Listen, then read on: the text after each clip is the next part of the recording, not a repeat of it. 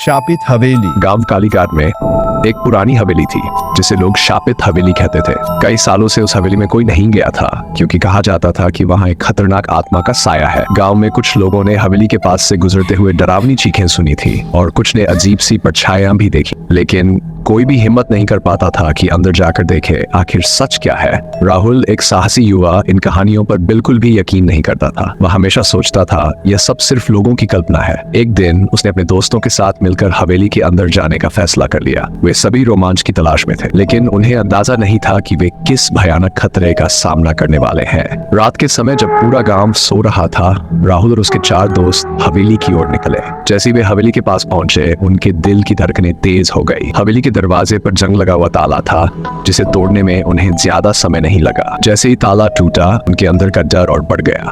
अंदर का माहौल बेहद भयानक था। हर चीज धूल और मकड़ी के जालों से ढकी हुई थी।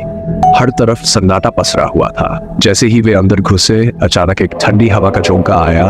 दरवाजा अपने आप बंद हो गया। सब घबरा गए, लेकिन राहुल ने उन्हें शांत रहने को कहा। टॉर्च की रोशनी में उन्होंने हवेली के हर कोने को खंगालना शुरू किया। तभी अचानक उन्हें सीढ़ियों से ऊपर जाती हुई एक परछाई दिखी। सबका खून जम गया, लेकिन राहुल ने हिम्मत दिखाते हुए कहा, चलो देखते हैं कौन है। वे धीरे धीरे सीढ़ियां चढ़ने लगे। ऊपर पहुंचते ही एक कमरे से हल्की सी रोशनी आती दिखी। जब उन्होंने कमरे का दरवाजा खोला तो उनकी आंखें फटी की फटी रह गई।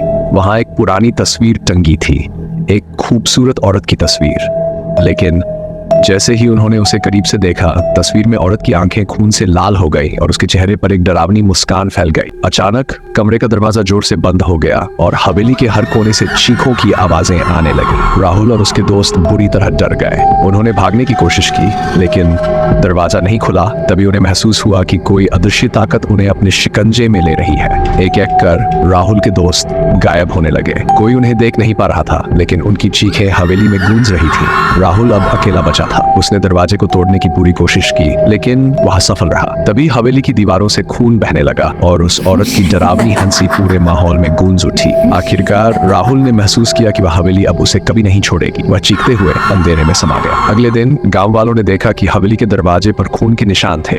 वहां किसी की उपस्थिति का एहसास हो रहा था, लेकिन राहुल और उसके दोस्तों का कोई पता नहीं चला। कालीघाट की हवेली ने फिर एक बार अपना शिकार ले लिया था।